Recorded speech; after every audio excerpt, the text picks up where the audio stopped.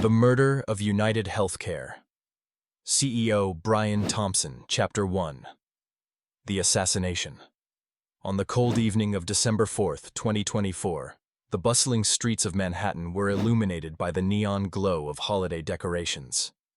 Business executives, socialites, and tourists moved about the luxurious surroundings of the Conrad New York Downtown Hotel. Among them was Brian Thompson, the highly influential CEO of United Healthcare. Unbeknownst to him, his every movement was being watched. At approximately 8:45 p.m., Thompson exited the hotel, dressed sharply in a tailored suit, a man in control of an empire.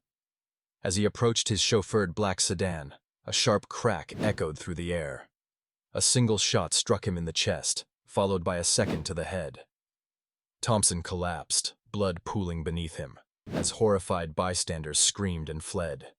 Within minutes, NYPD and emergency services swarmed the area. But it was too late. The CEO of one of the largest healthcare corporations in America was pronounced dead at the scene. Chapter 2. The Killer in the Shadows. As investigators scoured the crime scene, they discovered a homemade silencer discarded in a nearby alley. Ballistic reports later confirmed that the murder weapon was a 3D-printed ghost gun, an untraceable firearm without serial numbers. The precision of the attack suggested a meticulous plan, likely carried out by someone with extensive knowledge of firearms and tactical execution. Surveillance footage revealed a hooded figure lurking in the vicinity moments before the shooting. The suspect disappeared into the crowded streets, leaving behind no immediate clues except for the eerie silence that followed the gunshots. Chapter 3. The Suspect. 5 days later, a breakthrough emerged. Investigators identified 32-year-old Luigi Mangione as the prime suspect. A graduate of the University of Pennsylvania, Mangione was a software engineer with no known criminal record. However, a deep dive into his online activities uncovered a shocking revelation. Months of meticulous planning documented in encrypted files on his laptop. Authorities raided Mangione's Pennsylvania apartment, where they found disturbing evidence: blueprints for 3D-printed firearms, a stash of cryptocurrency transactions linked to underground markets, and a chilling manifesto titled The Reckoning, outlining grievances against corporate healthcare systems. Chapter 4. The Motive. As federal prosecutors dug deeper, they uncovered a complex web of motivations. Mangione's father had died from a denied insurance claim, a decision allegedly linked to policies implemented under Thompson's leadership at United Healthcare. Enraged by the perceived corruption of the system, Mangione had sought revenge. For months, he had meticulously stalked Thompson, studying his routines and planning the execution with precision. The homemade silencer and ghost gun were evidence of his intent to evade law enforcement. However, what he did not anticipate was the extensive surveillance in a city like New York. Chapter 5. The Trial and Fallout.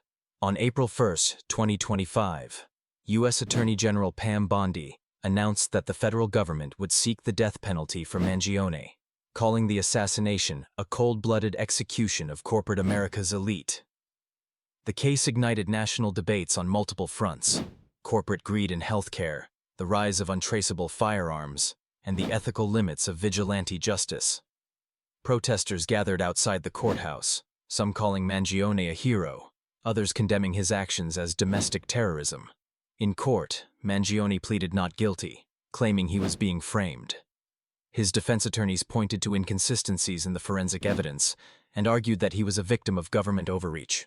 However, with the overwhelming digital and physical evidence against him, legal experts speculated that a conviction was inevitable. Chapter 6. The Legacy of the Crime. As the trial unfolded, United Healthcare faced a media firestorm. Whistleblowers emerged, exposing alleged unethical practices within the company. The murder of Brian Thompson inadvertently became a catalyst for congressional investigations into the healthcare industry, leading to widespread policy reforms. Meanwhile, Mangione sat in his federal holding cell, awaiting the verdict that would determine his fate. Whether seen as a martyr or a murderer, his actions had forever altered the landscape of American corporate power and justice. And so, the echoes of that fateful December night in Manhattan continued to reverberate across the nation, leaving behind a trail of unanswered questions and shattered legacies.